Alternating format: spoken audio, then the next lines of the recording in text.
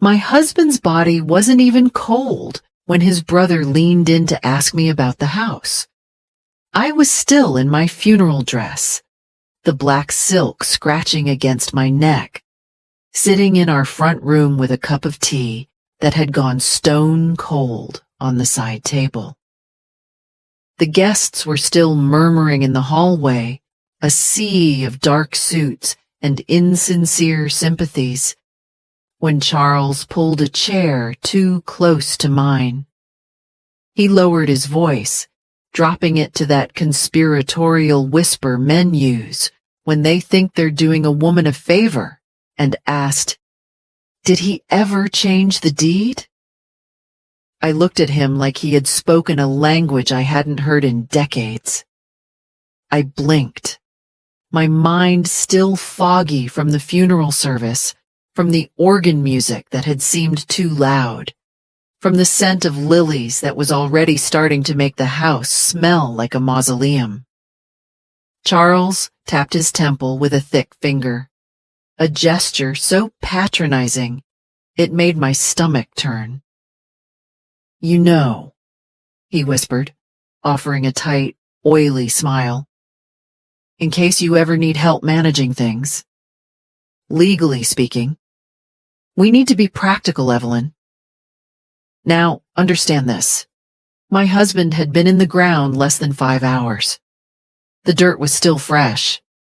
The flowers on his grave hadn't even begun to wilt. And here was his brother, circling like a vulture before the sun had even set, talking about deeds and management and legalities. Everyone thought I was in shock. They looked at me with those pitying eyes, nodding at each other, whispering, "She's numb with grief," or "She's devastated, poor thing." I stood next to the casket earlier that day, accepting cold hands and murmured platitudes. "He was such a strong man," they said. "He adored you," they lied. "You must be lost without him."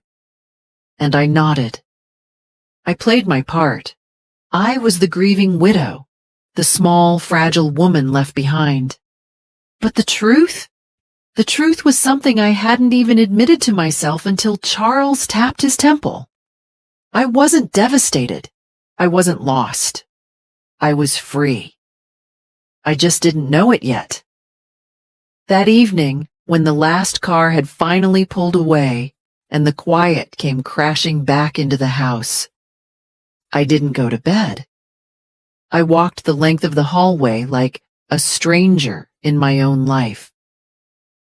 I looked at the rugs I had vacuumed for 40 years, the heavy curtains I had sewn myself in 1983, the chipped mug on the counter that he hated because it didn't match the set.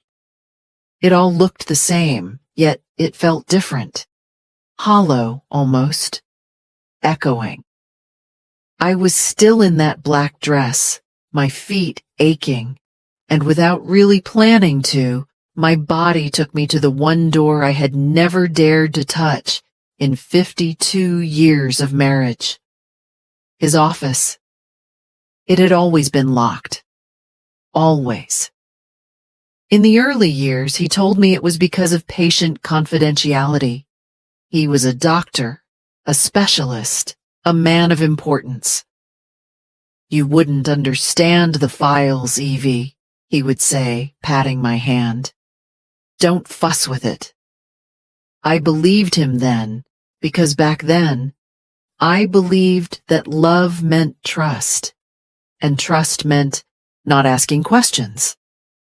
But even after he retired, the door stayed locked. He would go in there after dinner, sometimes staying for hours. I would hear him talking to himself, low and rhythmic. Once, 10 years ago, I asked him what he was working on. He turned to me, his face cold and smooth as a stone, and said, "That's not for you. That is my world. You have the rest of the house." I stood in front of that door now.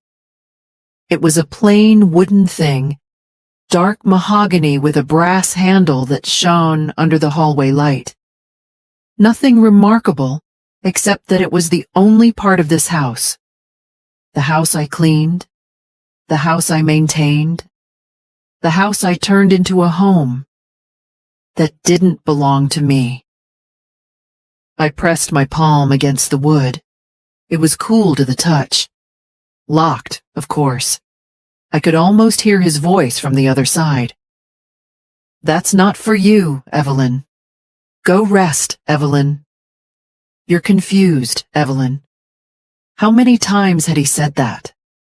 How many times had he told me my memory was slipping, or that I was overreacting, or that I needed to take one of the pills he prescribed to settle my nerves? The next morning, I didn't call Charles. I didn't call my children, who were busy with their own lives and their own grief. I went to the kitchen drawer, found the number for a local locksmith I found on the internet, and scheduled an appointment. I didn't ask for permission. I didn't apologize. The man came that afternoon, a polite fellow in his 40s who didn't ask why a widow needed to break into a room in her own house. He just looked at the lock and whistled low. "Old mechanism," he said.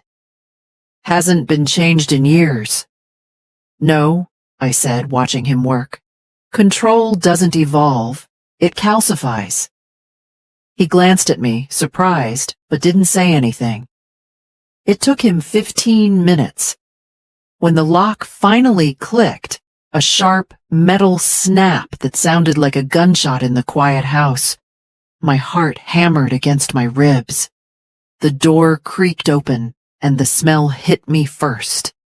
It wasn't rot, and it wasn't mildew. It was the smell of age, of dust, leather, old paper, and something medicinal, like antiseptic that had soured over time. I paid the man and waited for him to leave before I stepped inside. The room was immaculate. I don't know what I expected. Chaos, maybe? A mess of genius? But this was terrified order. A large oak desk sat in the center, clean and cleared. Bookshelves lined every wall, filled not with novels or histories, but with identical black binders and thick legal pads. A single green lamp sat on the desk. A leather chair, worn into the shape of him, faced the window. Nothing was out of place. Nothing, until you looked closer. He had labeled everything, every shelf, every binder, every box. And as I stepped closer, squinting through my reading glasses, I saw my name. Evelyn. It appeared again and again. Binders labeled e.g., medical, e.g., finances, e.g., correspondence, e.g., behavioral logs. I stopped breathing. I stood there, my hand still, gripping the brass doorknob, staring into a space that had been forbidden to me for half a century. And now it was mine. But looking at those binders, at the sheer volume of paperwork dedicated to me, it didn't feel like a gift. It felt like a trap. It felt like a challenge he had left behind, a dare from the grave. "Go on," the room seemed to whisper. "See what I really thought of you." I wasn't ready. Not that first night. I backed out of the room, my heart racing like a trapped bird, and I closed the door. But I didn't lock it. I left it slightly ajar, just a crack, like a wound breathing in the dark. I didn't sleep that night. I lay in the bed we had shared, staring at the ceiling, listening to the silence. I kept thinking the door would creak open on its own, that some ghost of him would crawl out from that room and sit on the edge of the bed to explain it all away. "It's for your own good, Eve. You know how you get." But nothing came. just the silence. And by morning, I was exhausted. The kind of exhaustion that lives deep in your bones, past the muscle, right down to the marrow. I made tea but forgot to drink it. I stood in front of the hallway mirror in my bathrobe and barely recognized the woman staring back. Hair like melted silver, thin lips pressed together in a line of worry, a tired defiance in the eyes that I hadn't seen in years. I touched my face. "Who are you?" I wondered. "Who have you become while he was watching you?" By noon, I gave in. I walked back down the hallway, pushed the door open all the way, and stepped inside. I went straight to the desk. It was heavy, walnut, imposing. Under a heavy glass paperweight in the center sat a cream envelope with my name on it. Evelyn. Handwritten, neat, familiar. He always had beautiful penmanship, controlled, precise, just like the rest of him. My fingers felt stiff as I opened it. There was no letter inside, no "I love you." No "thank you for the years." No "I'm sorry I'm gone." Just a list. A typed sheet of paper titled "Instructions for Evelyn Grace upon my death. Contact Charles immediately to handle all financial accounts. Do not attempt to access my office or files. Legal matters will be resolved through the trust.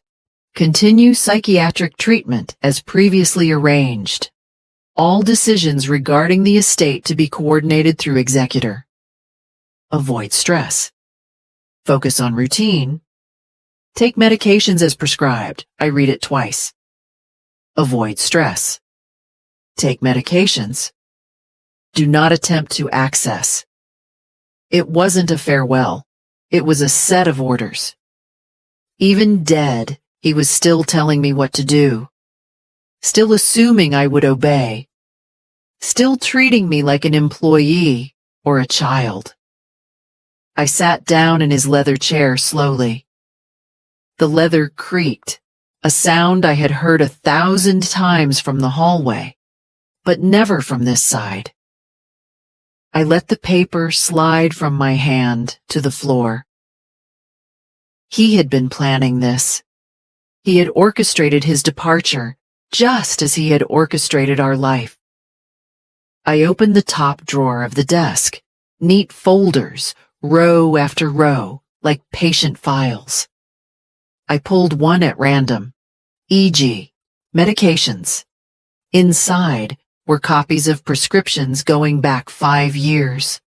I scanned them, frowning. Anti-anxiety medication, sleep aids, mood stabilizers. There were notes in his handwriting in the margins. Increase dosage if agitation returns. Patient exhibits confusion. Agitation? I said aloud to the empty room. What agitation? I remembered that year. I had been upset because he had canceled our anniversary trip without asking me. I had cried. I had yelled for once. And the next day, he had brought me a glass of water and a small blue pill, telling me I was hysterical and needed to rest. I wasn't hysterical. I was disappointed. But here, in his file, my disappointment had been turned into a diagnosis. I pulled another file. Correspondence. Inside were letters, my letters, ones I had written to my sister Helen, to my old friend Caroline, even birthday cards I had mailed to my nieces. All of them had been opened, scanned. Some had notes in red ink circled around specific sentences, concerning tone, mentioned sleep disturbances, questioning my judgment, monitor communication. He had been reading my mail. He had been intercepting my thoughts, analyzing them, grading them like a teacher marking a failed test. I felt sick. A cold, heavy nausea settled in my gut. This wasn't protection. This wasn't love. This was surveillance. I moved to the bookshelves. Every binder was labeled by year. Behavior log 2013. Schedule monitoring 2016. I pulled one down, my hands shaking so hard I almost dropped it. I opened it to a random page. June 3rd. Evelyn stayed out longer than usual at the grocery store. Unexplained delay. Seemed flushed upon return. September 14th. Refused evening medication. Became verbally resistant. Argumentative regarding finances. Reinforced need for rest. October 2nd. Cried during breakfast. Possible hormonal shift. Watch for escalation. My tears weren't a shift, I cried out, my voice cracking. I was crying because you forgot my birthday. I slammed the binder shut. The room swayed slightly. I had lived this life. I remembered these days. I remembered the arguments, the sighs, the way he would look at me with that pitying, disappointed stare and tell me I wasn't myself. You're tired, Evie. You're not thinking clearly. And I had believed him. I had doubted my own mind because he was the doctor, he was the husband, he was the rock. But I wasn't the one who was sick. The afternoon light shifted, casting long shadows across the floor. I sat there for a long time, staring at the wall of binders. This wasn't a husband's study. It was a case file. A case he had built against me, piece by piece, year by year, to prove to whom? To himself? To the world? That I was incompetent. That I was a subject to be managed, not a partner to be loved. And the most damning thing was that I had helped him. Every time I stayed silent, every time I swallowed my anger, every time I apologized for being difficult, I had handed him another piece of evidence. I stood up. My knees were stiff, but my hands were steady now. The shock had burned off, replaced by a cold, hard clarity. He hadn't left me a letter. He had left me instructions. And for the first time in my life, I had no intention of following a single one of them. I found the safe behind a velvet curtain the next morning. I had missed it the first time, too overwhelmed by the papers. But now, with a cup of coffee in hand and a pulse that beat with a steady, angry rhythm, I saw the brushed steel edge. A wall safe. Medium-sized. He used to joke about it at parties. A man needs one secret in his life, he'd say with that tight half-smile. Just a place for old love letters and a bottle of good scotch. I ran my hand over the keypad. 4 digits. I tried his birthday. Error. I tried his mother's birthday. Error. I sat back thinking. What was important to him? What number would he keep closest to his heart? I looked around the room. It was a shrine to his control, to his management of me. I reached for a leather-bound planner in the desk drawer. In the back, amidst a list of account codes, I saw a date circled in red. June 17th, our wedding anniversary. I went back to the safe. 0617. A click. The door swung open. I expected money, maybe jewelry, maybe the good scotch. But it wasn't that. Inside were 3 items. A legal envelope marked Last Will and Testament, confidential. A yellow folder labeled Declaration of Incapacity, EG, and a locked metal box. I reached for the yellow folder first. My hands shook as I opened it. It was a prepared legal statement, signed, notarized, backdated 6 months ago. It claimed that I, Evelyn Grace, was suffering from severe cognitive decline, that I was unable to manage my personal affairs, that I needed a legal guardian. There were signatures from doctors I barely knew. One was a man who had come to our Christmas dinner last year. I remembered him. He had asked me if I often forgot where I put my keys, and when I laughed and said, "Doesn't everyone?" he had exchanged a look with my husband. That look, that damning, knowing look. They had been diagnosing me over roast beef and wine. He was going to have me declared incompetent. He was setting it up to take everything, my choices, my access to money, my right to live in my own home without supervision. The only reason he hadn't filed it yet, I realized, was because he died first. His heart gave out before he could steal the last of my freedom. I opened the will next. It was thick. 20 pages of dense legal phrasing. I forced myself to read it, skipping over the whereases and herebys until I found the meat of it. All liquid assets, property, and investments to remain in a trust managed by Charles Grace until such time as Evelyn Grace is deemed competent to assume control. Should Evelyn Grace require assisted living, the EQAE estate shall cover expenses, provided the guardian approves the facility. In the event of mental decline, her care is to be prioritized over discretionary spending. Unused funds revert to the family trust. Revert. A polite word for taken back. He hadn't left me a penny. Not really. I could live in the house, but I couldn't own it. I could have my bills paid, but I couldn't write a check. I was to be a guest in my own life, dependent on the benevolence of his brother Charles. I felt a fire kindle in my chest.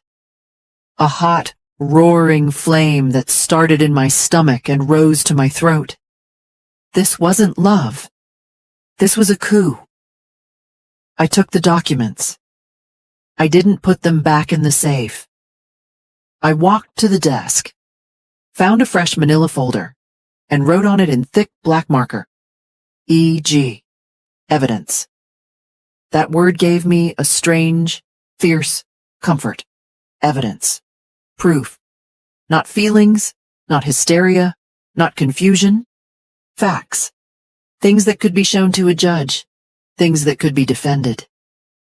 I called Charles an hour later. "Aunt Evelyn," he answered, his voice smooth and fake. "I've been meaning to call. How are you holding up?" "You're the executor," I interrupted. A pause. Yes, I am. I've already started the paperwork, Evelyn. Don't you worry about a thing. I'll come by later this week to pick up the files." "Don't," I said. "Excuse me?" "Don't start anything, Charles. And don't come by. Not until I've spoken to an attorney." Silence. The line crackled. Then his voice dropped, losing the warmth completely. "Evelyn, your husband's will is very specific. It's for your own protection. He was very concerned about your condition. We don't want to make this difficult." "Who is we, Charles?" I asked. He didn't answer. "That's what I thought," I said. "I'm not the woman he told you I was, Charles. And I'm certainly not the woman he put in those files." I hung up. My hand was shaking as I set the receiver down, but not from fear, from adrenaline. It was the rush of finally saying what should have been said years ago. The next morning, I was sitting in the office of Mr. Rios.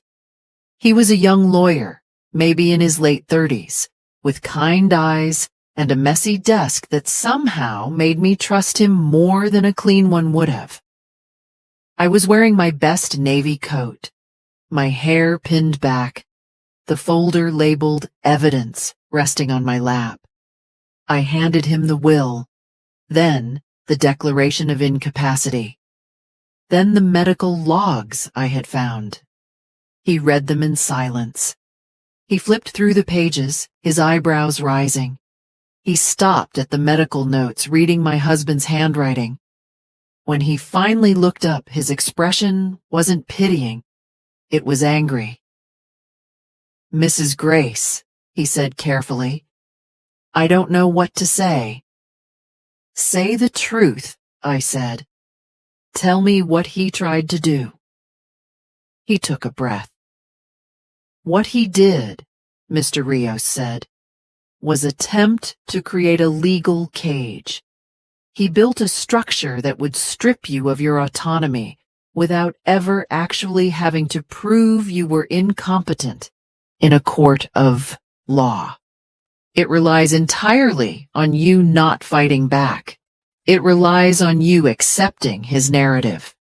"He didn't file the incapacity papers," I noted. "No, which is good.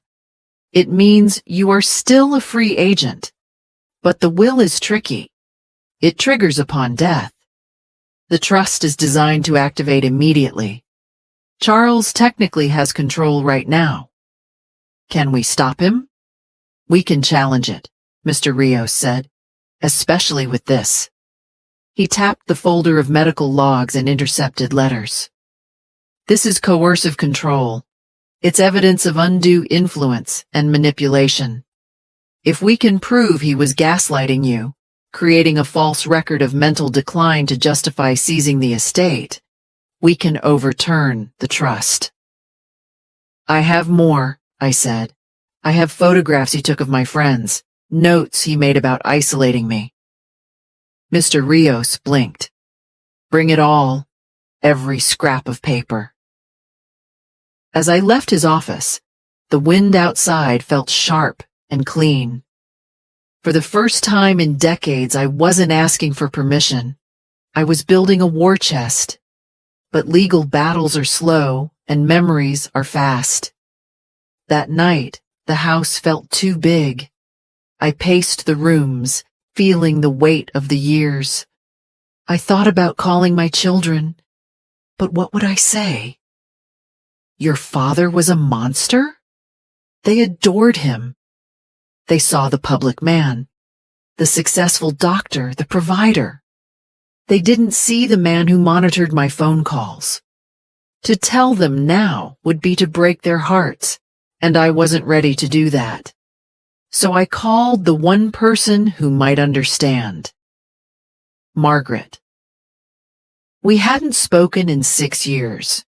My husband hadn't liked her. He said she was loud, that she filled my head with nonsense.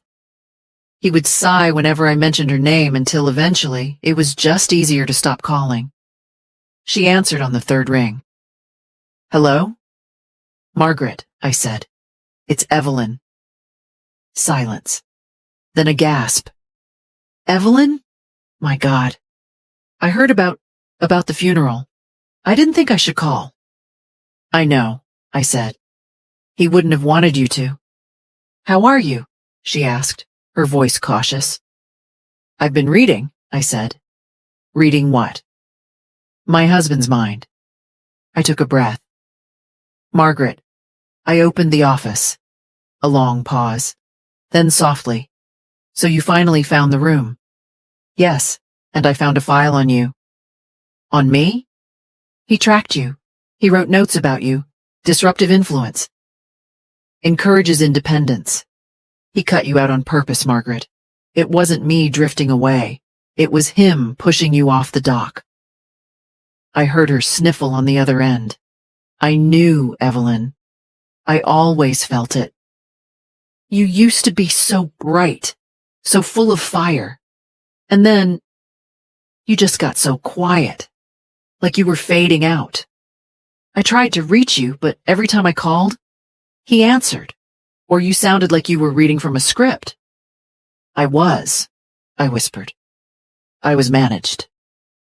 "Well," she said. her voice strengthening. "You're not managed now. I'm coming over tomorrow. I'm bringing lasagna and wine, and you are going to show me everything." Margaret came, and she brought the wine. We sat in the kitchen, the files spread out between us. Seeing the evidence through her eyes helped me realize I wasn't crazy. When she read the note where he described her as a security risk because she suggested I join a book club, she laughed, but it was a wet, angry sound. "He was terrified of you," she said, tapping the paper. "Look at this. He wasn't protecting you, Evelyn. He was guarding his prisoner." 2 days later, my granddaughter Nora came to visit.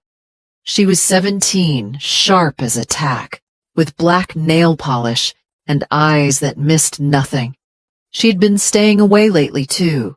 Kids sense tension better than adults do. She found me in the office, surrounded by boxes. "Grandma?" she asked, standing in the doorway. "What's going on? Mom said you were having a hard time." "Your mother," I said, "is repeating what she was told." I waved her in. "Come here, Nora." She sat on the floor beside me. She looked at the stacks of papers, the EEG evidence folder. She picked up a photo, one he had taken of me through the kitchen window, looking tired and slumped over the sink. The caption read, "Subject exhibits depressive posture. Increase restriction on social outings." Nora read it. Her face went pale. "Grandpa wrote this?" "Yes." Grandma, this is creepy. This is like a stalker." "It's called control, honey." She looked at me, tears welling in her eyes. "Why did you stay?" It was the question I had been asking myself every night. "Because it happens slowly," I told her. "It's not a slap in the face. It's a slow leak." He told me I was forgetful, so I believed him. He told me the world was too much for me, so I stayed inside. He told me he was the only one who could take care of me. And after 40 years, you forget that you ever knew how to take care of yourself. Nora hugged me then, fiercely, burying her face in my shoulder. "You're not weak," she whispered. "You're fighting him now." "Yes," I said, stroking her hair. "I am." The fight escalated quickly. Charles realized I wasn't rolling over. He showed up on my porch a week later, not with a casserole, but with a folder of his own. He looked disheveled, his tie crooked. "You're making a mistake," he hissed through the screen door. "I've spoken to the lawyers. If you contest the trust, we will release the medical records. We will show the court that you are unstable. We will make sure everyone knows you're losing your mind." I opened the door and stepped out. I forced him to step back. "Do it," I said calmly. "Release them." He blinked. "What?" "Release the records. Show the court the notes where he diagnosed me with hysteria for disagreeing with him about a vacation. Show them the logs where he tracked my bathroom breaks. Show them the letters he stole from my sister." I stepped closer. "Because my lawyer can't wait to show the judge what kind of man creates a surveillance state in his own marriage." Charles turned red. "You'll ruin his reputation." "He ruined it himself," I said. "He just waited until he was dead to let the truth out." "You're ungrateful," he spat. "He gave you everything." "He gave me a cage," I shouted, my voice finally rising, ringing out across the quiet suburban lawn. "And I am done living in it. Get off my porch, Charles, and tell your lawyer to expect a subpoena." He fled. There is no other word for it. Men like that, bullies who hide behind paperwork and politeness, they crumble when you finally scream back. But the real turning point came from the safe. I had gone back to it, searching for anything I might have missed. I picked up the locked metal box, the third item. I hadn't opened it yet. I found the key taped to the underside of the desk drawer. Inside wasn't legal paperwork, it was a checkbook, a joint account I didn't know existed, and a note. "In case you ever found the door." That was it. Just that sentence. In case you ever found the door. He knew. Deep down, in the darkest part of his twisting mind, he knew that one day I might wake up. He knew that his control wasn't absolute. And instead of destroying the evidence, instead of burning the files, he had kept them. Why? Because he was so arrogant he thought even his cruelty was a masterpiece. He wanted to be caught, in a way. He wanted me to see how smart he had been. Or maybe, just maybe, he was daring me. I took that note to my new lawyer. Mr. Rios had brought in a specialist, a shark of a woman named Judith Bell, who wore sharp suits and smiled only when she smelled blood in the water. She looked at the note. She looked at the sheer volume of evidence I had compiled, the restoration folder I had created on my laptop. "This is it," Judith said. "This proves intent. He anticipated you regaining your agency and tried to preempt it. It proves the incapacity was a construct, a contingency plan." The court hearing was scheduled for a rainy Tuesday. I didn't wear black. I wore a cream-colored suit, the kind of thing he would have said was too bold for a woman my age. I walked into that courtroom with Judith on one side and Mr. Rios on the other. Charles was there, looking small and pale at the defense table. The judge was a woman. That helped. She listened as Judith laid it out. She didn't use flowery language. She used facts. "Your Honor," Judith said, "the deceased spent 20 years manufacturing a narrative of incompetence around his wife to justify a posthumous seizure of assets. We have submitted into evidence over 500 pages of behavioral logs, intercepted correspondence, and medically unfounded diagnostic notes written by the husband, who was not a psychiatrist." Charles's lawyer tried to argue. He talked about protective instincts and concern for her well-being. I stood up. I wasn't supposed to, but I did. "Mrs. Grace?" the judge asked. "He didn't protect me," I said, my voice clear and steady in the high-ceilinged room. "He erased me. He built a story where I was weak, so that he could feel strong. He told everyone I was confused so that no one would listen when I spoke. And I am asking you, Your Honor, to give me back my name. I am not a child. I am not a patient. I am his wife, and I survived him." The room was silent. Charles wouldn't look at me. He stared at his hands. The ruling came down 2 hours later. The trust was dissolved. The declaration of incapacity was thrown out as having been drafted in bad faith. The estate was returned to my full control.